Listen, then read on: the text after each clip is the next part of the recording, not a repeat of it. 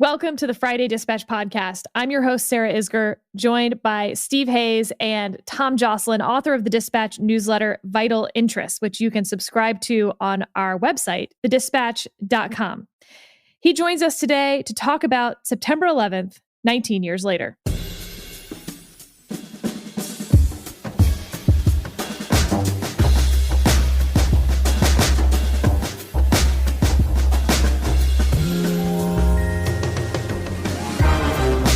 Let's dive right in.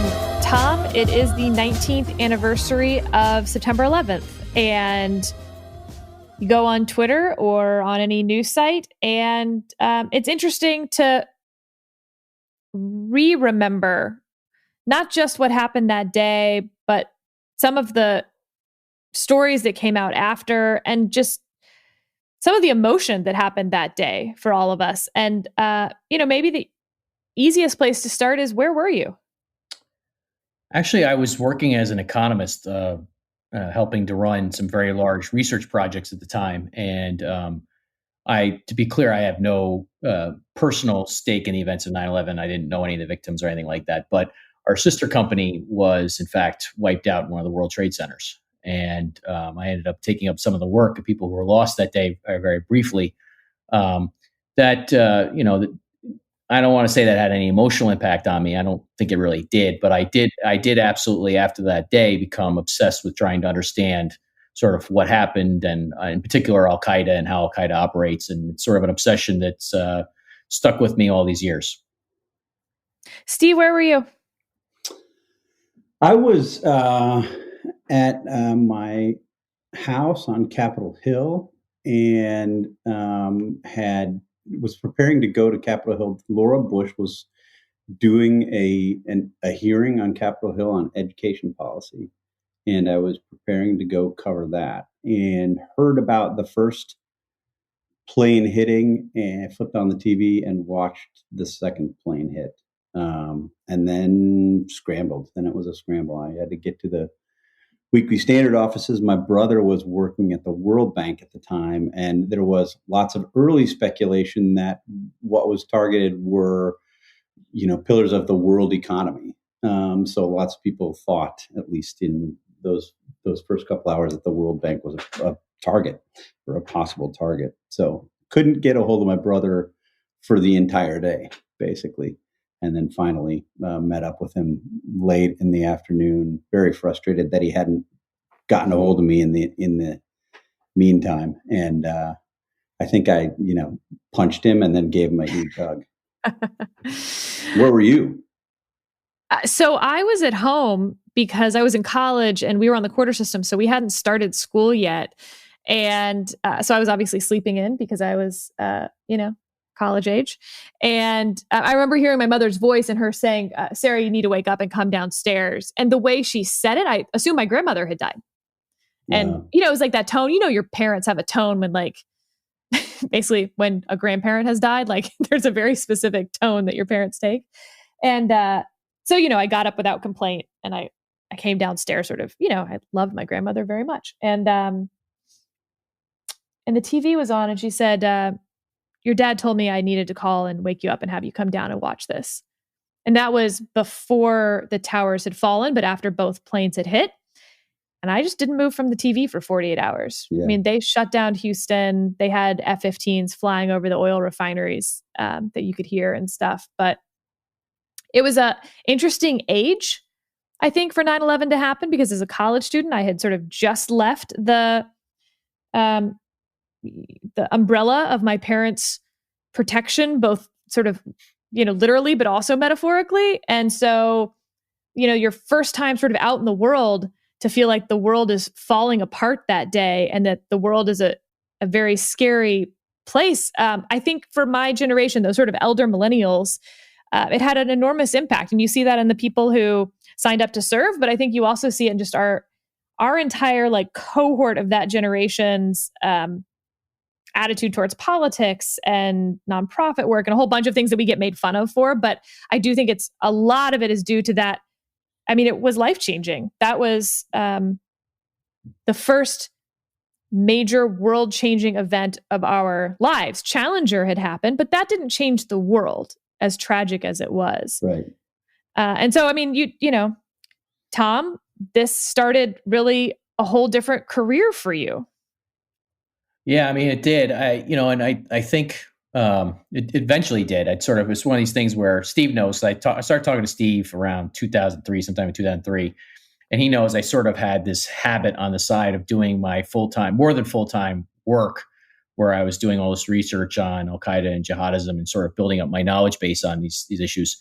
And without getting too far into the personal details on that, I'd just say one of the things that strikes me all these years later is, I was initially became focused or obsessed with this because I thought that there were some basic epistemological problems here in terms of understanding, just what al-Qaeda is, how it functions, how it's willing to create relationships with other entities, sort of what its goals were. All those things were sort of not well understood in September 2001, and I don't think they were well understood in the years immediately after it. And I think the main thing I've learned in my career is they're still not well understood to this day. There are still issues about al-Qaeda, basic issues of definition, basic issues of who's who, how does it function, that sort of thing, that are still not understood. And it's sort of shocking to some people when I say that. I want this to sink in, because this is sort of the main thing I could say about all this, is that, if there are 17 U.S. intelligence agencies or 16 U.S. intelligence agencies, depending on how you count it, there are probably 22 different definitions of al-Qaeda. Nobody can agree on even what this thing totally looks like. The last time the U.S. government put out an assessment of, and this matters, we're going to get to why this matters in a second, but the last time the U.S. government put out sort of just a basic assessment of the structure of al-Qaeda, here's how it operates, to my knowledge, publicly, was in 2004, the 9/11 Commission report. And that was somewhat cursory. To my knowledge, there hasn't been a similar public statement about what al-Qaeda looks like to this day. And what's happened is, because these basic issues of definition have not been resolved, and a lot of my work has been to try and work to resolve them, you get things like yesterday. We're recording this on September 11th, and on September 10th in the Washington Post, there was an op-ed by the new director of the National Counterterrorism Center, Christopher Miller. And I would say that there were, he basically was saying that we're close to the end of the fight against al-Qaeda, which you can debate about. You can debate that, the merits of the argument, and we can certainly do that. But what I want people to take away from this is that in that op-ed, there were a couple misstatements of fact, material misstatements of fact. Like, these are not sort of small points that he got wrong. I mean, these are big points that he got wrong. And that, to me, this is a guy who's a national counterterrorism director, and this National Counterterrorism Center. And we see this stuff all the time. All the time I see stuff that just people can't get basic things right about this. And it's sort of spooky, I would say, that the U.S. government has spent all this money and has spent all these resources, and we spent all this time fighting wars and launching drone strikes and shutting down terrorist operations. And yet you can't just get a simple, straightforward, evidence-based definition of al-Qaeda straight from a lot of U.S. officials. It's really something, actually. How much, Tom, how much of that is just sloppy, bad work product? How much of it is this sort of natural outgrowth of bureaucracy? I mean, this is what bureaucracies do. And how much of that is, would you say, intentional? That's a great question. I think it's actually a mix of everything you just said. I mean, look, we have, one of the ways I phrase this, and Steve, I've used this phrase for a long time, and General H.R. McMaster was the national security advisor to President Trump for a while. He's adopted this phrase too, because I think he encountered the same thing. There is definitely an analytic school which plays disconnect the dots. So you remember after 9/11, the whole theory was we have to connect the dots in the 9/11 Commission report. You have to figure out what's going on, do the basic sort of investigative work about what al-Qaeda is and what its intentions are and what it's doing. There's been a whole analytic school that's grown up both inside and outside of government that plays disconnect the dots. So you could have a group that stands up and says, hey, we're al-Qaeda and we're loyal to al-Qaeda's Emir, and we've got, a few thousand fighters who are waging this insurgency in Somalia. And you'll have people rush to say, wow, it's not really al-Qaeda. It's just a local group, blah, blah, blah, blah, blah, blah. And let me just jump in here, because I Sure. think this is really, really important point. And I'd like to offer our listeners a basic understanding of why this is. I can imagine listening to this podcast and think, why in the world would people want to disconnect the dots? The the entire program, the entire objective here should be to connect the dots. Why have we seen, and by the way, I agree with your assessment. And I think, we could point to literally probably hundreds of instances in which this has happened. Absolutely. Whether you're talking about Shabab, whether you're talking about, the groups involved with Benghazi, you can go on and on and on. Yeah. And this has happened again and again and again. Why does it happen? I think the root for this answer, there are multiple answers to your original question. Why is sort of this misunderstanding? This one root misunderstanding starts with, I think, a policy bias, an ideological bias against the use of U.S. military force and U.S. interventionism and U.S. activism. Now, look, there's a lot you can criticize about U.S. interventionism post 9/11, so that I'm not offering a blanket defense in any by any means. But what I think, what we've run into is there are a lot of times people say, oh, you're just saying that, this party or that party is connected to al-Qaeda or to ISIS now because you want to use military force. I'd say no. You can debate what you want to do about all this, and I think the answer is probably different from theater to theater and from case to case. I don't think there's a one-size-fits-all answer to all this stuff in terms of policy at all. But you have to bifurcate sort of what the analysis is and what's going on from what your policy recommendations are. And what I would say is that it's much more common, in my experience, to have people who are against the U.S. using military force or U.S. action to play disconnect the dots than it is for somebody who's sort of a so-called hawk to overconnect the dots. And I know it's a very weird thing, but if you think back to the policy debates in Washington, part of the reason why it's so poisonous, and Steve, you and I have dealt with this for years, just think about the number of times people dismiss something you or I have said because they impute some motive to us for wanting for military action or U.S. force or something like that. And it's really pretty amazing to watch because the truth is in my case, exact opposite, that basically it's a lot of times, like I'll give you one recent example. It's pretty clear that ISIS has made a move into Mozambique and to different remote places of Africa, right? Do I think the U.S. military should inject itself into these fights? No, I don't, right? But does that mean that this isn't really ISIS or it isn't connected to the ISIS mothership? No, it could very well be tied to the ISIS mothership and outgrowth of their projects.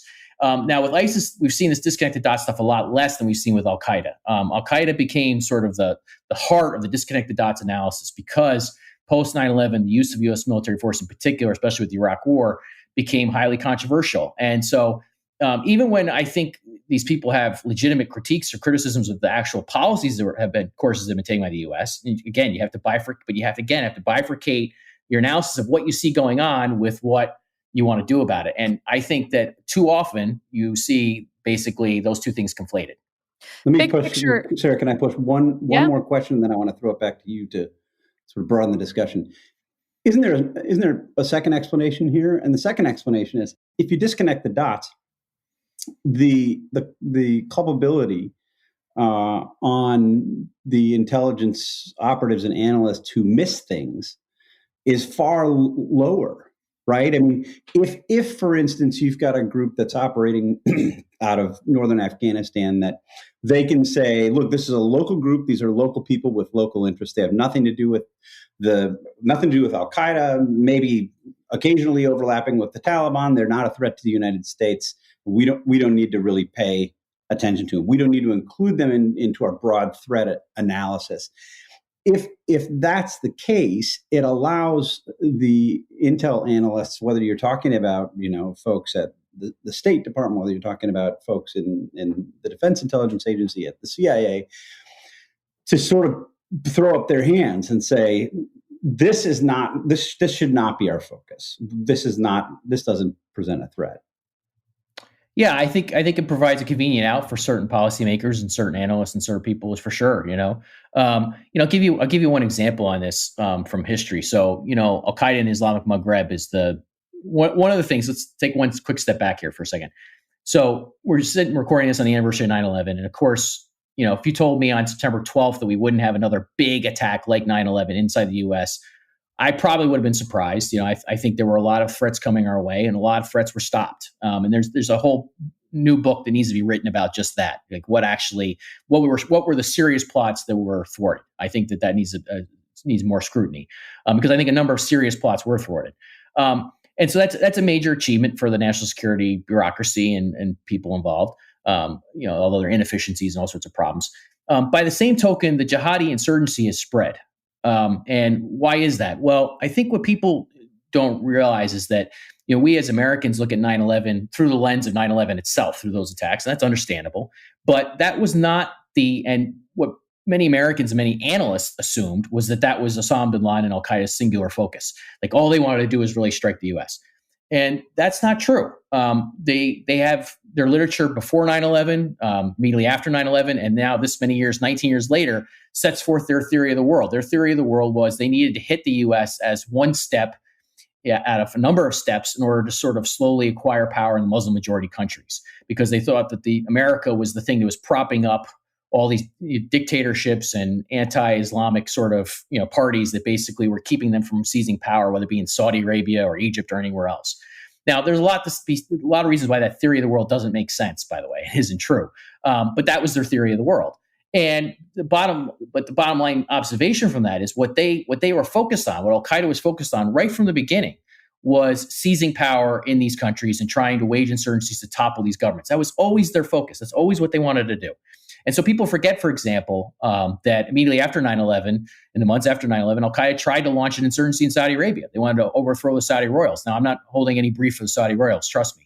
But that was part of what Osama bin Laden wanted to do. It wasn't just about attacking the U.S. Like they wanted to actually take over parts of the Middle East. Now, they've had setbacks in that regard, too. Just as they've had setbacks in trying to launch another 9/11 style attack, they've had setbacks in trying to acquire power overseas. But their insurgency footprint, that means the war fighting that they do to try and accomplish that goal, has undoubtedly deepened and spread. And so whereas on September 10th, 2001, you had al-Qaeda in just a smattering of countries, small presence in Yemen. Basically, its hub was in Afghanistan with logistical networks in Pakistan, and then smattering of presence in other places. You now have full-blown jihadi insurgencies waged by either al-Qaeda or ISIS or both in theaters everywhere from West Africa to South Asia. And that's not an accident. The thing that I try and express when I explain this to people is that Osama bin Laden, in al-Qaeda circles and his admirers, they call him the reviving sheikh or the reviving imam. What does that mean? Well, it means that they credit him, among others, with reviving jihad in Muslim majority countries, making jihad hip again for the Muslim youth and others. Because basically their theory of the world was that jihad wasn't really widespread, wasn't really acceptable in a lot of these countries prior to 9/11. And bin Laden needed to do something to spark the jihadi revolution. And 9/11 was it. And I would say that if bin Laden has been dead now since 2011, so almost going on 10 years of that next year, a decade next year. But if he had to look at the world and he'd say, well, if you told him in 2001 that he'd be dead by 2011, but the jihadi revolution that he sought to spark would have started and would have spread out, I think he would have taken that. I think he would have said that's what this was all about, and that's my mission. And unfortunately, he succeeded. And so now the issue is for the U.S. government, as it seeks to disentangle itself from the 9/11 wars and from all this other stuff, is that jihadi revolution is still raging across a number of countries. And what does that mean for our security interests going forward and our allies and everything else? And I think that's where we get into a lot of poisonous now rhetoric domestically on this stuff. Big picture. And I want you to be able to define some of the terms that I'm going to ask about here. But are we safer than we were on September 10th, 2001? Are we safer than we were on, 8 years ago and 4 years ago? That's tough to answer. And actually, you just hit on a major question, actually, Sarah, which is, so I mentioned this op-ed in the Washington Post from Christopher Miller, the new director of the National Counterterrorism Center.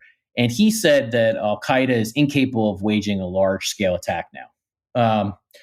What I would say about that is, meaning a large-scale attack in the West. They can certainly wage a large-scale attack in Syria or Somalia or Afghanistan or Pakistan or Mali. They do that all the time, right? So, they're waging large-scale attacks in all these other countries. The question is, can they wage a large-scale attack in America or somewhere in Europe? I'm not as confident in his assessment as he is. So the issue is, again, if you understand their thinking of the world, when's the last time that al-Qaeda took a big shot at us, right? It's been years, right? They had a small attack in Pensacola, Naval Air Station Pensacola last year, where a Saudi lieutenant who was acting as a sleeper agent for al-Qaeda actually infiltrated the air base as part of a Saudi joint training program with the U.S. military, killed 3 U.S. service members and wounded several others. Now, this guy, Mohammed al-Shamrani, this was a very small-scale attack. You could say it's limited casualties, But why didn't he try and go to a mall and shoot up a bunch of people in a mall? Why didn't he try and do something bigger? Why didn't they have other guys involved? And I think part of the answer is they wanted to send a message, sort of a message and extract U.S. military blood on American soil. Now, the question is, there are a lot of people like Miller at the National Counterterrorism Center would say, well, they did that because they couldn't do something bigger. I mean, maybe our defenses are so good that they couldn't do something bigger, or maybe they made a decision that they're not even trying to do something bigger right now because they're invested in all these fights around the world and they're basically waiting for some other things to shake out. I don't know the answer for sure, to be honest with you, and I don't think Miller does either. I don't think ODNI, the Office of Director of National Intelligence, knows the answer for sure either. All I can say to you is that as I look at around the world, al-Qaeda and ISIS are carrying out a large amount of violence on a day-to-day basis. It's sort of drifted a lot from the American consciousness because they're not attacking regularly in downtown New York or Washington right now, and they haven't done a big attack like that since 9/11. But they're carrying out an awful lot of violence elsewhere. And what does it mean to them? I mean, how easy would it be them to say, take 5 guys from Somalia and repurpose them for an attack inside the U.S. if they could get them into the U.S., or do that from somewhere else? I mean, so it's a long-winded way of answering your question. That basically, I would say our defenses have absolutely gotten better, but I'm still worried that new holes are emerging in our defenses. And I think you have to look at our adversaries as more strategic-minded than a lot of people do. That, basically, once you understand that attacking us wasn't their end-all, be-all, and that they had other things going on, and that there's a calculation that they're making on that stuff, maybe you won't be so confident that they can't do something more going forward. Are we still vulnerable? I mean, let's think about where we are right now. We don't talk about al-Qaeda much. To the extent that we talk about jihadism at all, it's a one-off line in a speech. Or it's all derided as part of the endless wars, which makes it sound like America's the only thing that's keeping these conflicts going, and it's all right. America's fault that this is going on in the first place.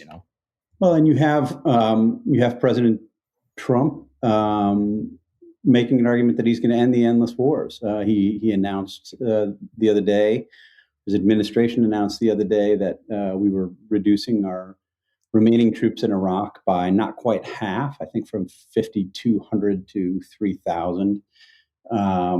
He made repeated promises that American troops will continue to be withdrawn from Afghanistan with an April 2021 end date for a full withdrawal. You have peace negotiations taking place this coming weekend in Afghanistan with Taliban representatives and representatives of the Afghan government, with Mike Pompeo flying to Doha, Qatar, to participate or help guide those potentially. Is this all over? I mean, you'd be forgiven for thinking that this is all over and that the threat to us is really gone. And I think people can make a reasonable case that that's the reality now. So why do we need to care about this anymore? Well, that's all that is premised on sort of the perceptions of Trump and Pompeo and these people who want to get America out of the endless wars, right? The rhetoric. And it's all based on that framing of things. And what we always say is, okay, that's your framing of things, but the enemy gets a vote. So, you want to say, you want to say the U.S. is getting out of Afghanistan. Well, somebody just tried to kill the vice president of Afghanistan right on the eve of these so-called peace talks. Who was that? Time, right. Who was that? Amrullah Saleh. Who tried to kill him? Probably the Taliban, probably the Connie Network. Let me jump in. This is what the president and his defenders would say. Look, that's horrible. We would rather not have leaders of other nations, particularly if they're allies or nominal allies of the United States, being targeted. Why is that our business? That's not our business anymore. It's 20 years after the 9/11 attacks. Why do we care? We don't care. I mean, all I can say to that is go ahead and test the theory, right? I mean, we tested that with ISIS. Obama tested that in 2011, 2012. At the end of 2011, all American forces were out of Iraq. The theory was that al-Qaeda in Iraq, the predecessor to ISIS, was just a local force, a local mafia that didn't pose an international threat. That was the theory, right? Go for it. Test it again. Let's see. I mean, I know where my bet is. I know what my bet is and where this is all going. I know that for everybody wanting to declare this end and over, I know that I think we're on the cusp of another bump in jihadism globally, and this is gonna get another surge from this. This is what I say about Trump and all this, and you've heard me say this, Stephen. This is, I think, a little hard for people to understand. I can't in good conscience, advocate an ongoing, effort in Afghanistan, because I think there have been multiple failures of leadership there, both military leadership and political leadership. And so I think it's a mess. And I don't think there's been any real critical sort of thinking on this or clear-eyed thinking on Afghanistan in a long time. So people read some of my columns at the Dispatch and elsewhere, and they think, oh, you just want to keep us in Afghanistan. If you actually listen to what I say, that's not what I'm saying. What I'm saying is we failed here, and you can get out. The difference is, what I'm saying is you can get out, right? I think that's going to have a cost. I want to be clear about what that cost is. And the cost is because al-Qaeda is still very much alive, and al-Qaeda is still very much allied with the Taliban. And this is where I draw a sharp disagreement with Trump and Pompeo. I think it's fine for Trump to say he doesn't trust the generals and they don't know what they're doing. And he uses words I wouldn't use, and he says it in ways I wouldn't say it. And he's nasty in some of his language, for sure. I just debunked some of what he said about the Pentagon in my most recent newsletter. But his criticism, I don't think he's wrong in his criticism. I mean, the generals have had rose-colored glasses on when it comes to Afghanistan for a long time. Listen, I help run a website called Long War Journal, where every time we would point out that the military's assessments don't add up to what they claim they add up to, like more territory was falling in the jihadists than they gripped than they wanted to say, or that they're launching more attacks than they wanted to say. They would suppress the data. They would then withhold the data. So I've been dealing with DOD's sort of incompetence on this stuff for a long time, I would say. So I would say Trump's criticisms are very well placed in some ways, even if I don't agree with how he does it. But that doesn't mean you endorse the Taliban as your counterterrorism partner as you leave. It doesn't mean you claim that the terrorism issue is solved. If you really only care about American interests and protecting Americans, and you don't really care about any of these countries, you don't really care about anything else, then you should understand that Taliban is still very closely allied with al-Qaeda to this day. And that's not just me saying that. I mean, the Defense Department, Inspector General's office, just came out with a report in August. And this is the Defense Department, which is signed on for the State Department's so-called peace talks and withdrawal deal and everything else. And their Inspector General's office says, our sources, U.S. officials, the UN, say that al-Qaeda and the Taliban are fighting on a day-to-day basis, side by side, against the Afghan government. They're working to overthrow the Afghan government. Right. Because in al-Qaeda's world, resurrecting the Islamic Emirate of Afghanistan, the Taliban's regime, is a big win for them. Big win. And so just to wrap this up, the thing I object to is you could say the U.S. military effort is adrift. We've been there 19 years. We don't know what we're doing, and I want to get out. I can understand that. I can't understand saying, hey, I'm going to endorse the Taliban on my way out the door. I can't understand that, because that's not rooted in any fact. I want to change the subject to some breaking news we've had this morning. Last week we saw the diplomatic accord between Israel and the UAE brokered by President Trump. This morning they've announced that Bahrain is expected to normalize relations with Israel this morning. Both, how big a deal is this? As the conservative media is, heralding this as a very big step for President Trump. There's discussion of him winning a Nobel Peace Prize over it. Is this the Middle East peace deal, right? Is this the end of what has been going on for 60 years with Israel and Palestine, and is just coming from a very different angle? Well, I would say, look, I think President Trump and Secretary of State Pompeo deserve some credit here, for sure. I don't want to, knock them down right off the get-go. I think they deserve some credit for what's going on in some of these deals and taking place. And their vision of the Middle East was very different from the Obama administration's vision. They saw that there was something to be made of the fact that all these parties were opposed to Iran's aggression and growing influence, and that they could sort of stitch together sort of new sort of partnerships or even alliances based on that common threat. And take advantage of that, and I think they did. I think they have they've had some success in that regard. I think these are sort of the tectonic plates behind this were moving before the Trump administration. If you know what was going on, this wasn't something that just came out of the blue. That basically Israel was already brokering sort of behind closed doors and sort of opening itself up to try and get these relationships moving well before President Trump came into office. But you can make an argument that if you had a President Obama was still in office, for example, and was sort of focused on his vision of Iran as not necessarily our enemy and détente and that sort of thing, that vision would have gotten in the way of this. That's plausible. It's a plausible counterfactual. You can't guarantee it. But look, I think it's a big deal. I mean, you want to see more of this. You want to see, there's rumblings that even other countries may be coming to the table. But I think, listen, here's the bottom line for me. People have tried to make Israel the center of the Middle East problems, right? The center of basically the Israel-Palestinian conflict is sort of central to everything else. That is just not true. I mean, you just look throughout the region, and that's just not true. And if you start from that premise that this is the central thing that's driving violence in the Middle East or driving jihadism or driving any of this stuff, It just ain't true. I mean, we started off talking about al-Qaeda. Al-Qaeda likes to throw a rhetorical sort of flourish about Israel and Palestinian issues constantly. And Osama bin Laden used to like to do that. But they've done absolutely nothing when it comes to the Israeli issue in terms of operations or anything else. So it becomes a talking point that people use to justify their own sort of stuff, their own worldview. So I think it's a great thing that this has happened. I think the Trump administration deserves some credit for it. I think it was also underway beforehand. And I would just say that the Israeli-Palestinian issue, which is sort of also part of this, but not the whole thing, is not as central to Middle Eastern affairs as people have made it out. Yeah, we had a really good piece from Tom's colleague, Jonathan Schanzer, on the Dispatch website the other day as part of our Biden agenda series, where we're looking at specific issues under a prospective Biden administration. And Jonathan made the case sort of lines up similar to what Tom said, which was, previous administrations had looked at everything through the prism of Israeli-Palestinian peace. And the strength of what the Trump administration has done here is not be bound by that, to be more creative. I think Tom is right that this was. Well, John's a smart guy. I hadn't read his piece, so I feel good. I feel vindicated now than that. Yeah, I feel vindicated. Yeah, it's very smart. Yeah. I mean, he calls it the inside out and the outside in approach.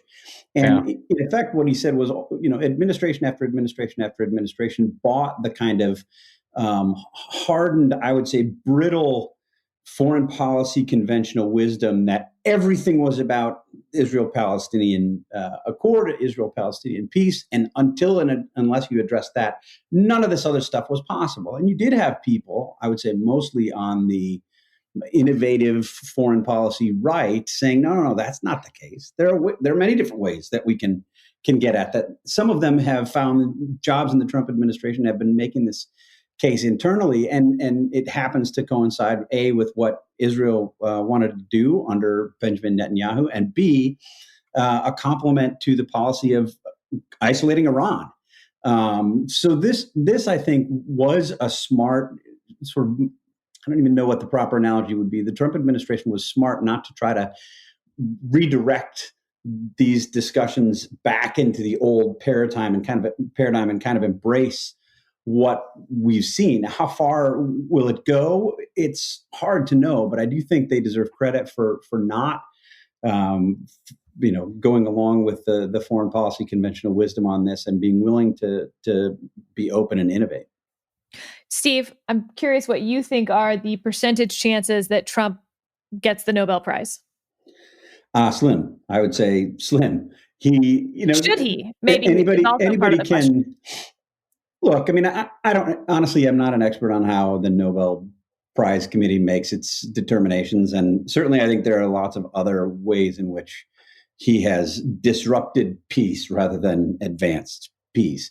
I do think in a narrow way, he deserves credit for this. I don't think, none of the accounts of how this came about had Donald Trump rolling up his sleeves and really getting into the nitty gritty.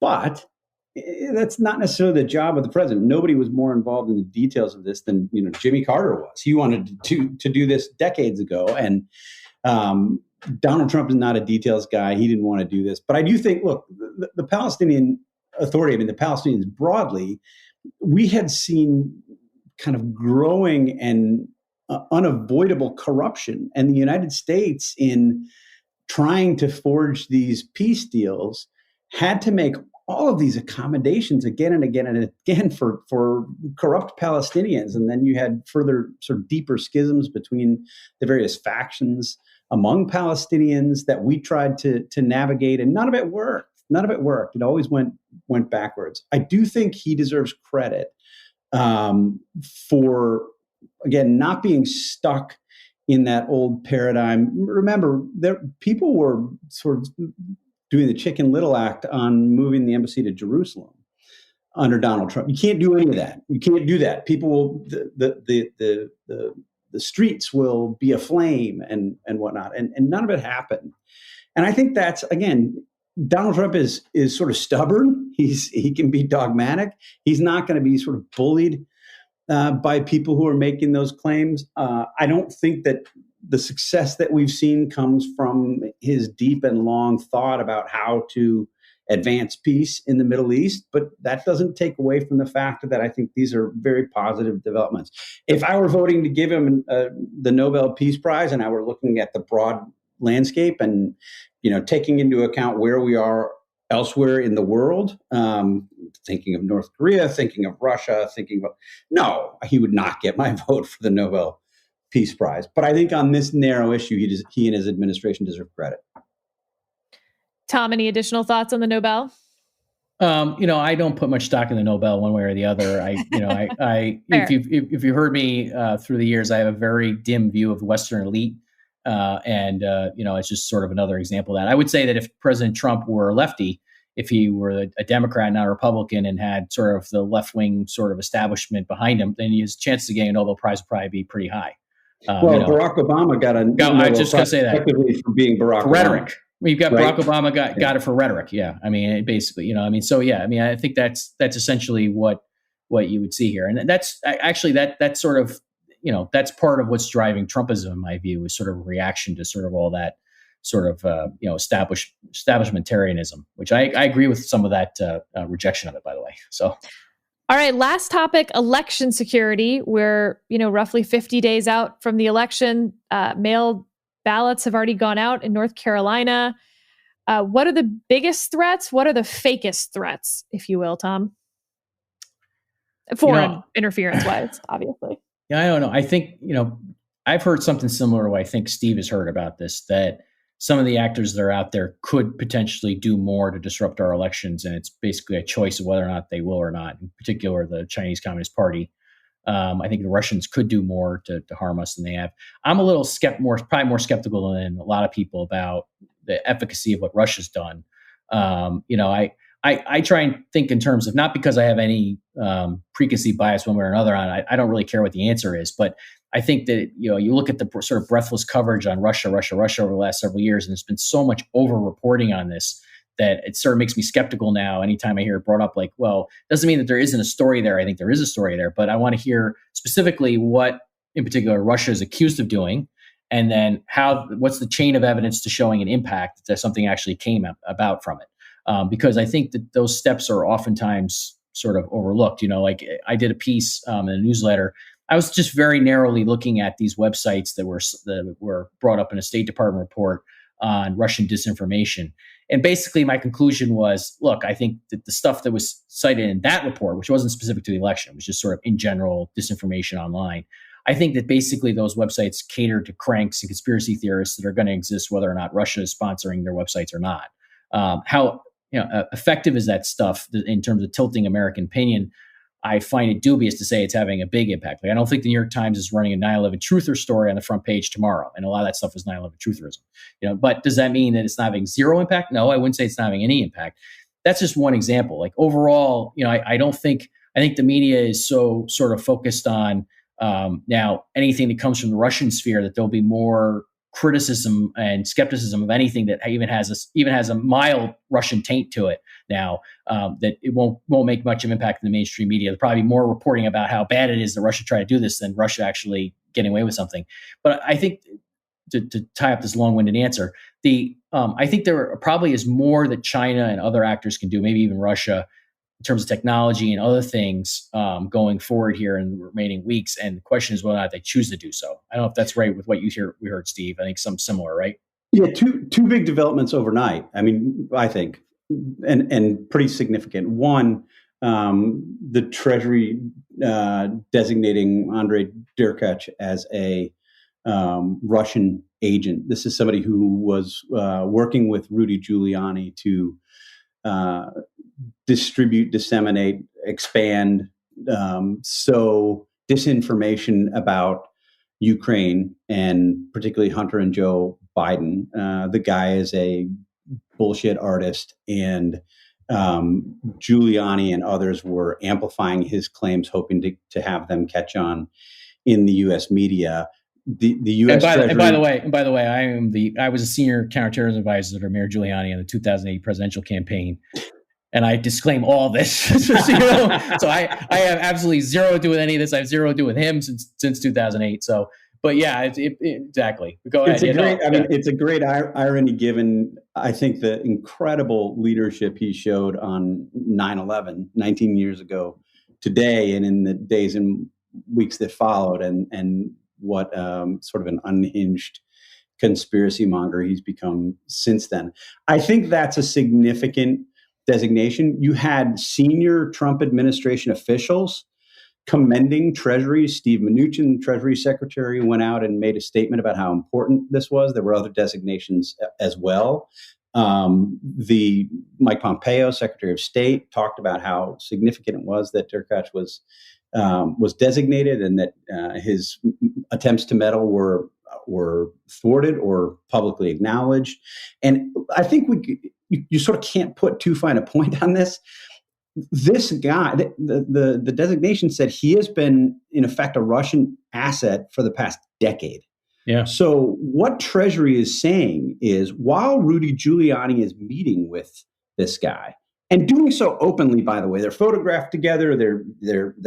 He's talking about Rudy Giuliani, he's tweeting about information that he learned, what have you.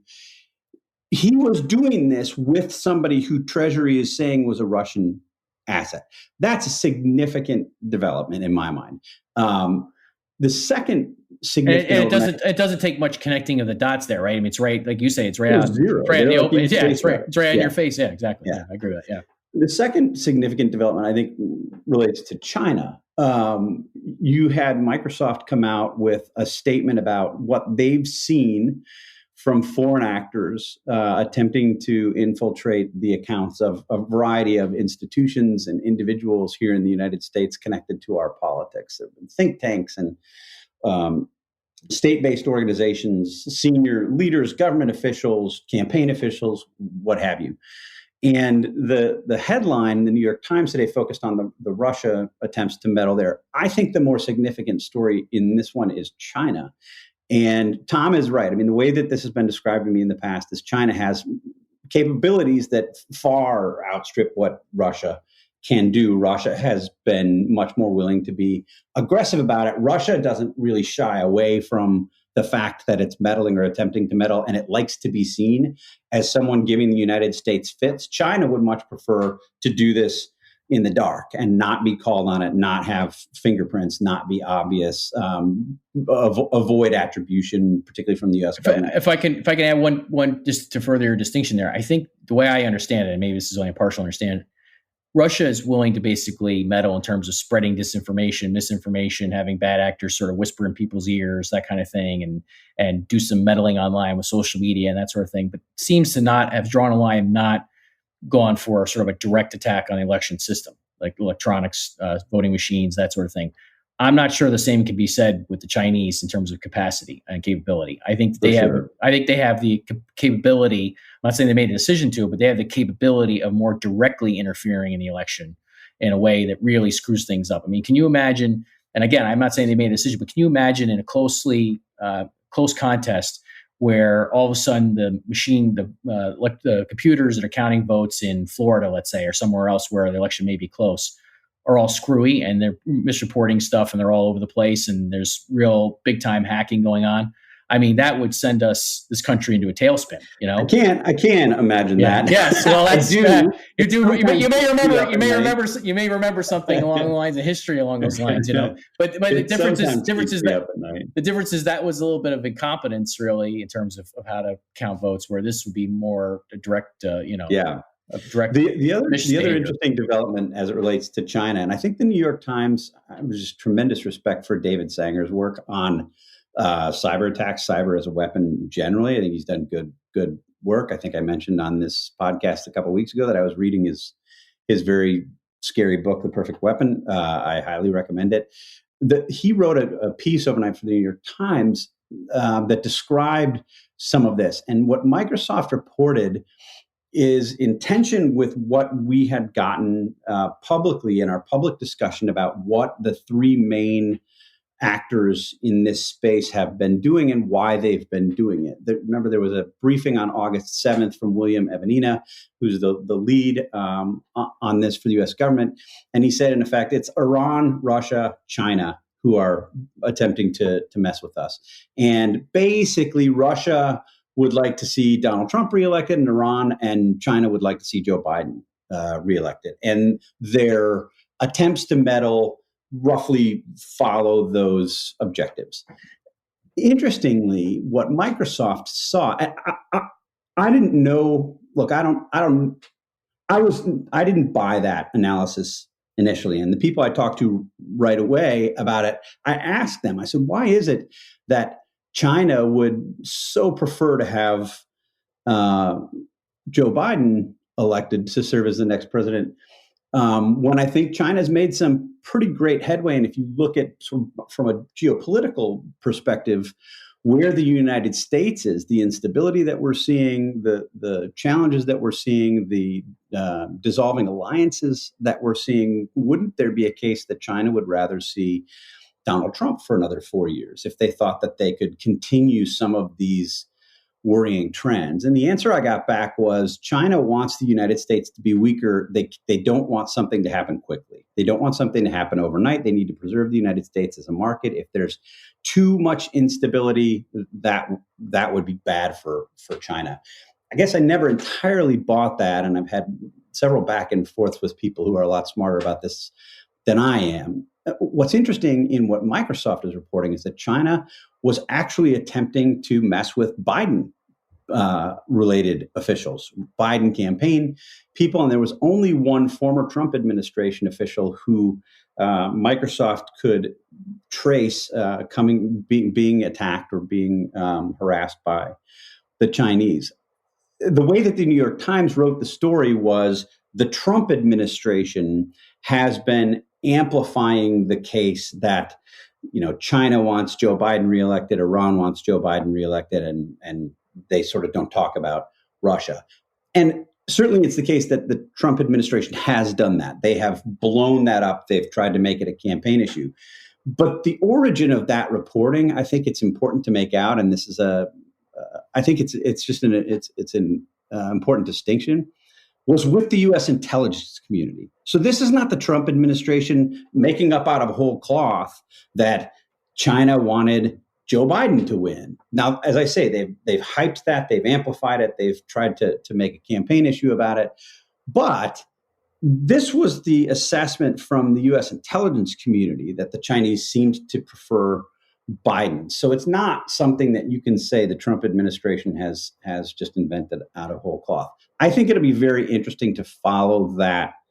These are very early reports. There's a lot more we need to learn, but I think it'll be very interesting to see exactly what China is doing. Do they have a preference? Are they just trying to sow discord? And I think most disturbingly, if China has the capabilities that our intelligence community believes that China has, which is to say, could blow up our elections, do they use it? And I think Tom is right to imagine an incredibly, incredibly scary scenario in which they're in our electoral systems. There's a lot that they can do short of that. There's a lot that they can do short of that, probably without attribution. There's a lot that the Chinese could do short of that without attribution back to China and potentially posing as other actors. So China makes it look like Russia is doing these things to further confuse the situation. I think there's a lot to be concerned about over the next 2 months. On that, unfortunately, not very cheerful note, last question. So, Steve, I am closer to the Kennedy assassination than my son will be to 9/11. And you have kids that range from just above his age all the way up to teenagers. Do you talk to them today? And have you talked to them in the past? What do you say? How do you explain something that they didn't live through? Yeah, that's a good question. We do talk about it. I haven't yet today because they jumped on their virtual school right away this morning. We've talked about it in the past, and I think with younger kids, you have to you can't really get into the nuances, right? You say basically there are good guys and bad guys here. We're the good guys, and these bad guys are trying to kill us. And while that's not a very nuanced view of this thing as it relates to the United States and al-Qaeda, it's also a very accurate thing. And as they've gotten older, we've talked more about it. I've done, a fair amount of reporting on these issues. So they'll hear me on the phone with Tom, going through a list of unpronounceable names, and they'll ask me sort of, who, what were you talking about? Who are all those people? And is there any piece of journalism that you point to, or a video that you've had them watch? I mean, there's the maybe to me the most famous, I don't know if it's nationally the most famous, the Falling Man piece. Yes. All about that picture of the man. The Tom Juno piece. Yeah, it was an incredible piece. It's an incredible piece of journalism. It's an interesting entry to remember the day, because it's on the one hand such a small moment and such a big moment. It's such a poignant photograph. It's so heavy. Yeah. We linked in today's Morning Dispatch to a 4-minute video interviewing the photographer who took that piece, Richard Drew, and he calls it a very quiet photograph. And that just listening to him talk about it, it's just sort of leapt out at me. That's exactly what it is. In the chaos of that day, as you're watching, cars blown up and buildings come down, it's everything that we saw.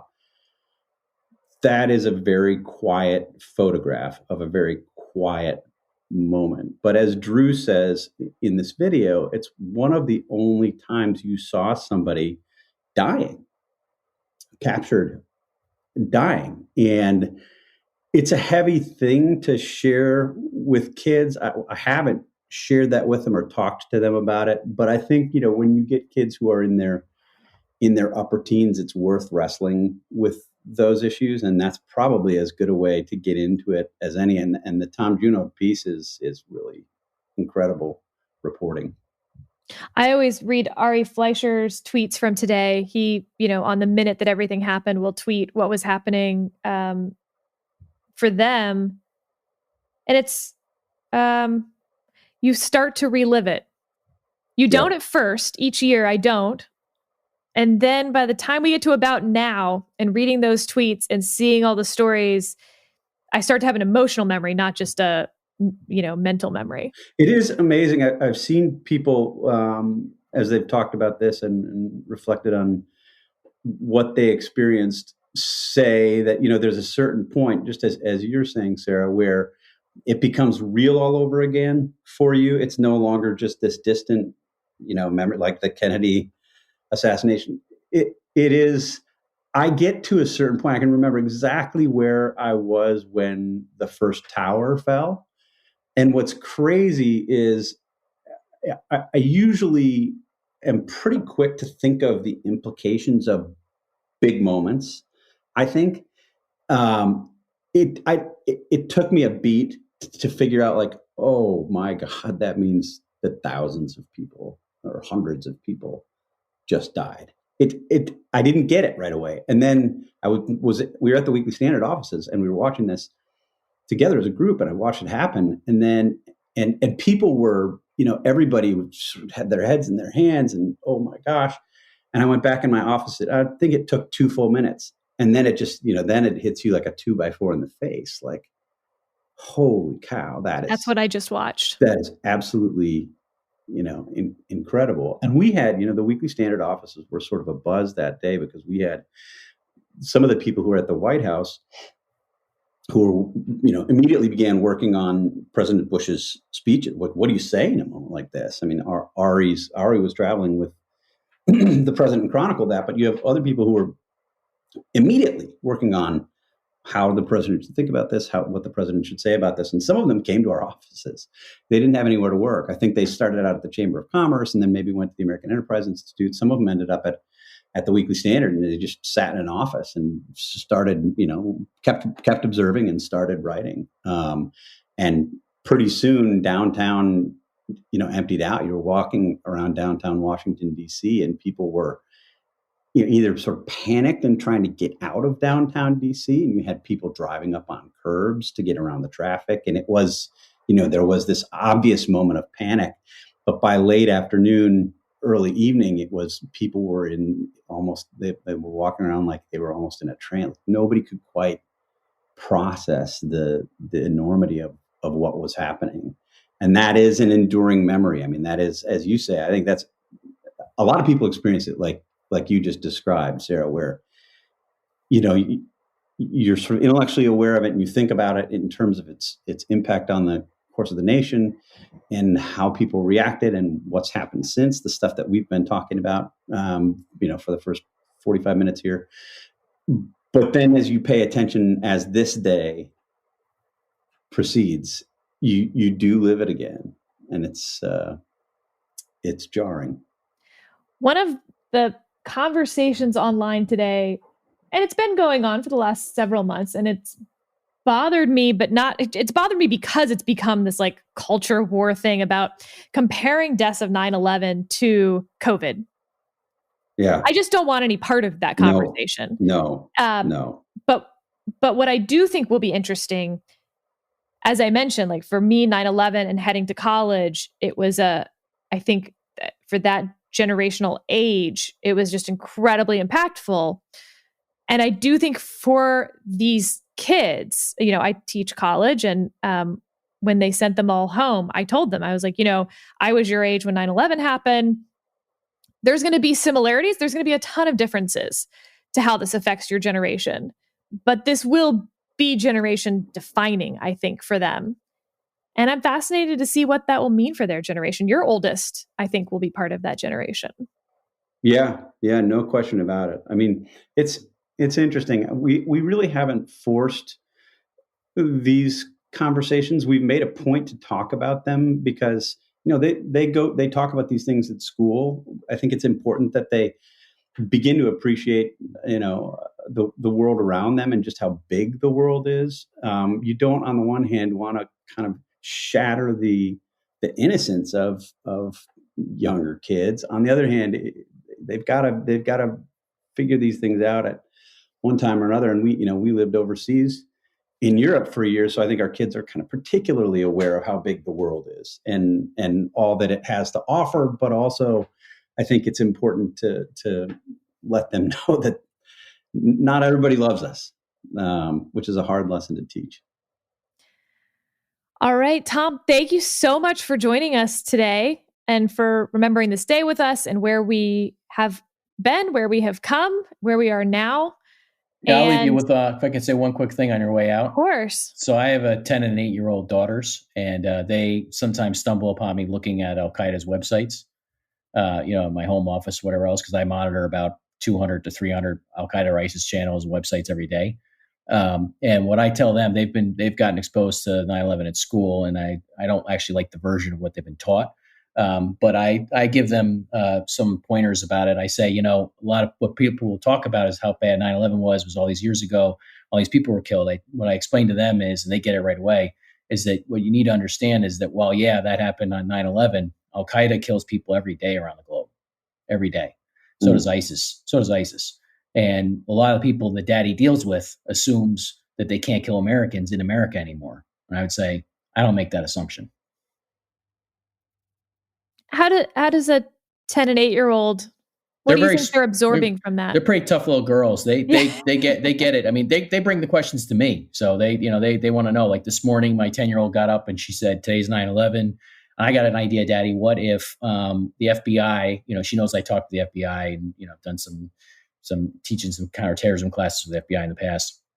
And she says, what if the FBI put somebody on every plane? So if the bad guys come on the plane, then the FBI has a guy there. My wife quickly said, well, actually, after pretty close. They had air marshals. They did that. And we're like, it's a great idea.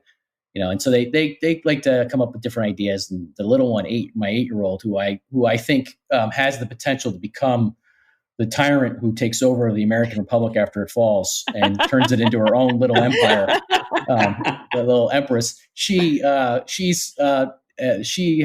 her own creative ideas for dispatching with the bad guys that she comes up with. Some of which are a little shocking to hear come out of a little 8-year-old girl's mouth. But one of the tamer ones was she said, "Well, why don't you or have somebody be a double agent? Basically be a spy, pretend to be one of the bad guys and learn what they're doing, and then you can find out, and then you can tell the good guys." I said, "Well, we had a couple people like that. The U.S. and its allies have had a few people like that. So that's a good idea too." She goes, well, why aren't we doing that right now? It's like, well, we probably, there probably are some countries that are doing that right now. She goes, well, how many of them are there? Well, we don't know. If they wouldn't be good spies, would they? If we know who they are? She goes, good point. Good point. Good point.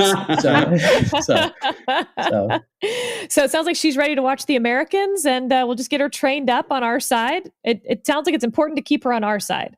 Yeah, I think she could have imperialistic ambitions if